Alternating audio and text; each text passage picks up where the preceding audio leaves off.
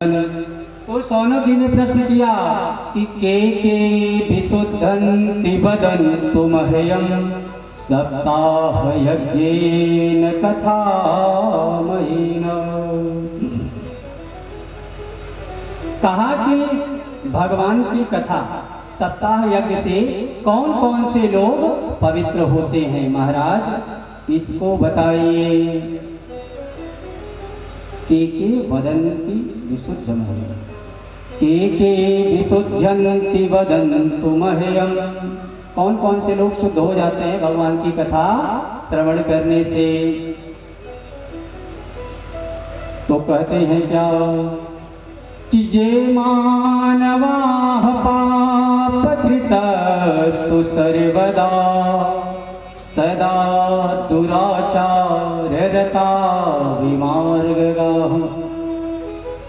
जो मनुष्य जे मानवाः पापकृतस्तु सर्वदा, जिसने सदैव पाप ही पाप किया हो जीवन पर्यंत,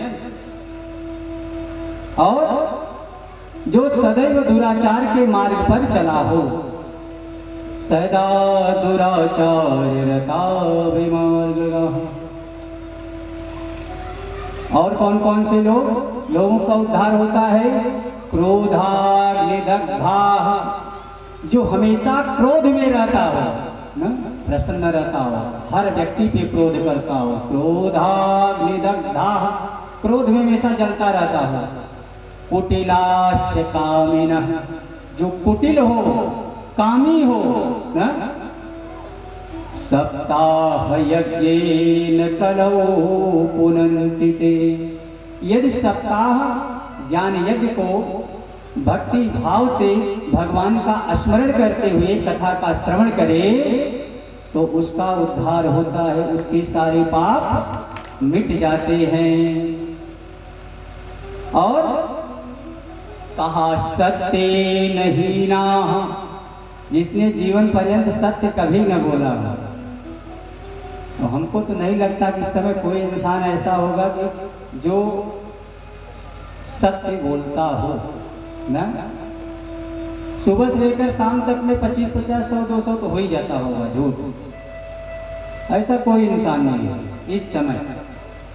सत्येन हीनाः पितृमातृदोषकाः, जो अपने माता पिता का अपमान करता हो या अपमान किया हो ना, माता पिता का। तृष्णाकुलाश्चास्त्रम धर्म वर्जिता, जो तृष्णा की आग में सदैव जलता रहता हो ना, और जो आश्रम धर्म से हीन हो। ये लोग भी यदि भगवान की पावन कथा को तन्मयता के साथ श्रवण करें तो उनके सारे पाप नष्ट हो जाते हैं। पितृमातृ दोषका का मतलब है, मत समझ लीजिएगा चलिए भैया जीवन पर्यंत माता पिता को कष्ट दें और वृद्धावस्था में कथा श्रवण करने सब मुक्त। ऐसा नहीं है। यदि आप माता पिता से द्वेष कर रहे हैं ना, तो अंत समय में आपका भाव वैसा नहीं हो पाएगा, भगवान के प्रति समर्पण भाव नहीं आ पाएगा। तो इस प्रकार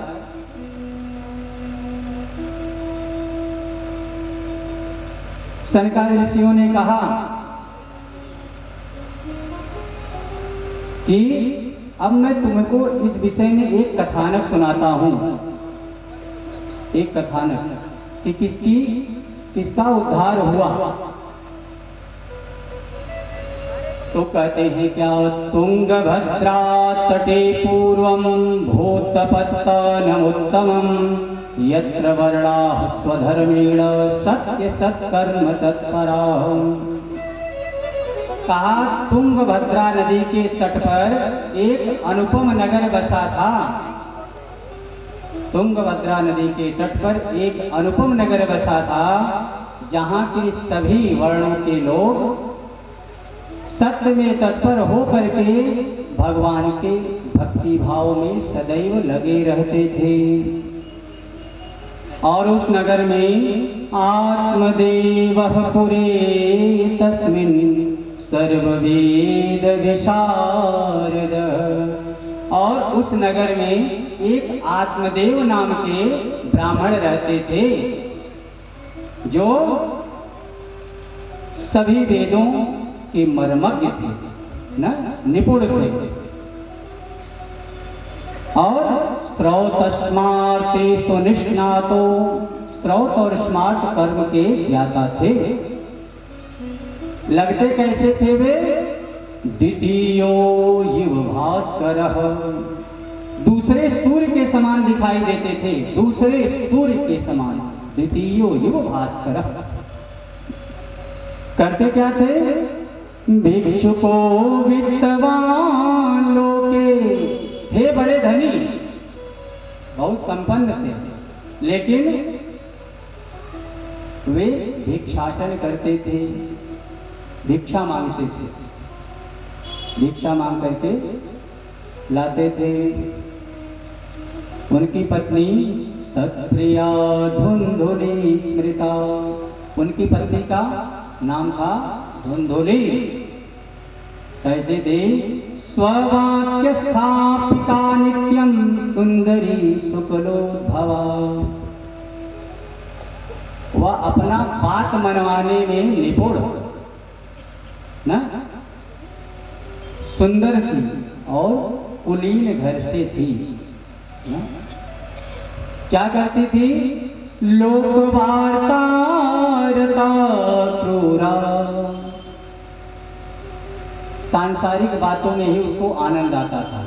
औरतें क्या करती हैं? दो चार औरतें एकजुट जाए तो अरे बहनी उनके घरे ऐसे, उनकर पतो ऐसे, यही मतलब सांसारिक बातें ही करती हैं, ना। तो भी वही करती थी, ना, दूसरे की बुराई। लोकवार्ता रता क्रूरा, क्रूर थी। प्रायसो बहुजन पिका, और कुछ न कुछ बकवाद करती रहती थी। सूरा गृह कृत्येषु, लेकिन एक अच्छी आदत थी।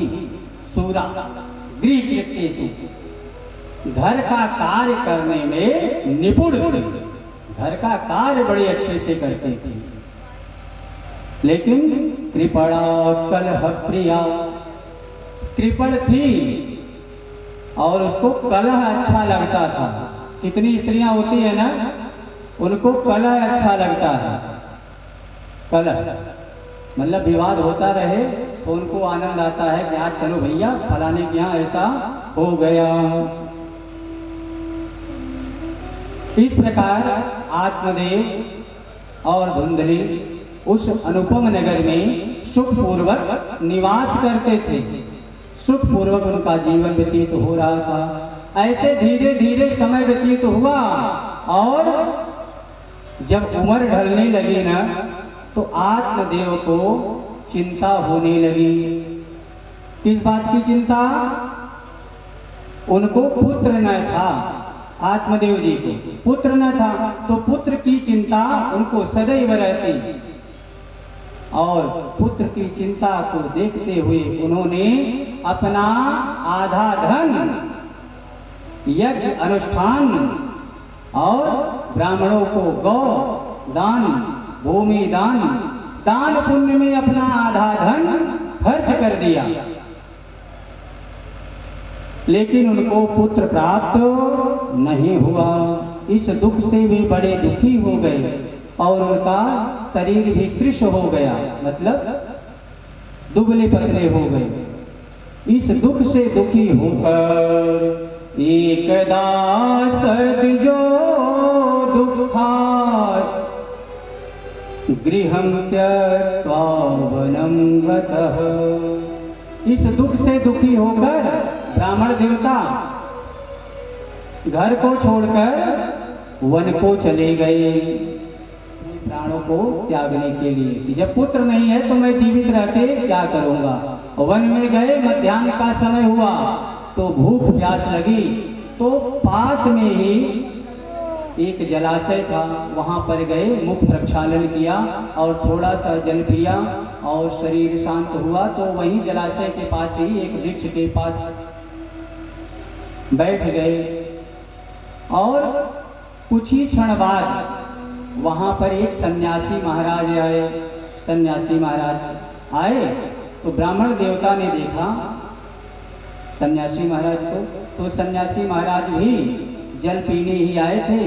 तो जब वो जल पीने लगे तो ब्राह्मण देवता देखते रहे और जैसे ही जल पिया, जल पी करके जैसे ही वे आए, बाहर आए, तो ब्राह्मण देवता रोते हुए उनके पास पहुंच गए, सन्यासी महाराज के पास।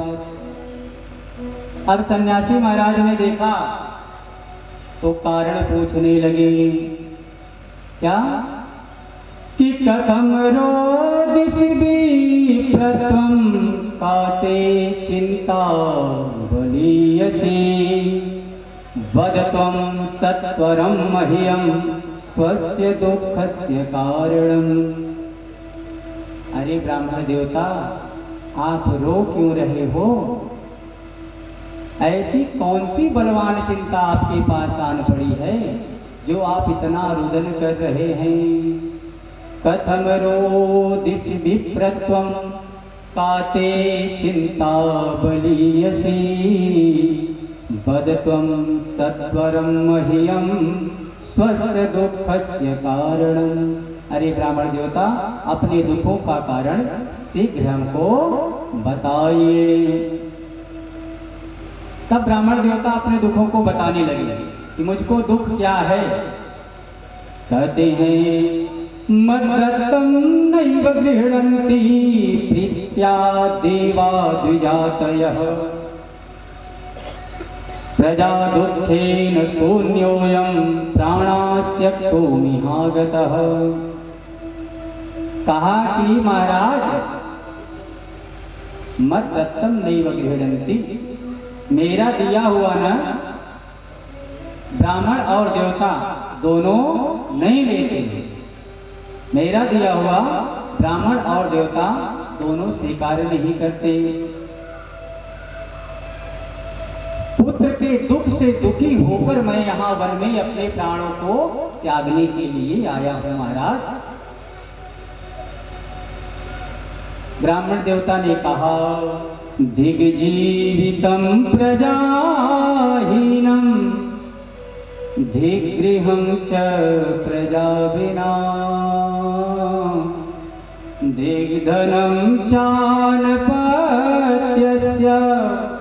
धिक्कुलं संततिं विना। कहा कि जिस जीवन में पुत्र न हो उस जीवन को धिक्कार है, वह जीवन व्यर्थ है। वह घर व्यर्थ है जिसमें पुत्र का सुख न हो।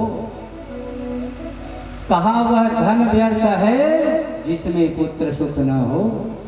और धिक्कुलं संततिं विना, और उस कुल को धिक्कार है जिसमें संतान न हो। और तो और महाराज, पाल्यते या मया धेनुः सा बंध्या सर्वथा भवेत्। यदि मैं कोई पशु लाता हूँ ना, गौ माता का पालन करता हूँ ना, तो सर्वथा बंध्या रहते हैं, बच्चे नहीं होते। यो मया रोपितो वृक्षः सोऽपि बन्धत्वमाश्रयेत्। यदि मैं कोई वृक्ष लगा दूं ना महाराज, वृक्ष, उसमें फल कभी नहीं आता। सन्यासी महाराज ने ब्राह्मण देवता की सारी बातों को सुना। सुनने के बाद सन्यासी महाराज बोल रहे हैं, महात्मा जी, मुंचा ज्ञानम प्रजारूपम बलिष्ठा कर्मणो गति। कहा कि ब्राह्मण देवता, कर्म की गति न बहुत ही बलिष्ठ है। मुंचा ज्ञानम प्रजारूपम, यह पुत्र का झूठा ज्ञान मुंच अर्थात छोड़ दो। पुत्र का झूठा ज्ञान छोड़ दो, पुत्र का झूठा शोक छोड़ दो। विवेकम तो समासाद्य त्यज संसार वासना। ये संसार का चक्कर छोड़ दो, विवेक को धारण करो। ब्राह्मण देवता विवेक को। स्त्रीणो विप्रमया तेद्य प्रारब्धम तो विलोकितम। विलोकितम मैंने देख लिया महाराज आपके प्रारब्ध को, आपके प्रारब्ध को हमने देखा महाराज। क्या है प्रारब्ध में आपके? सप्त जन्मावधि तो पुत्रो नैव च।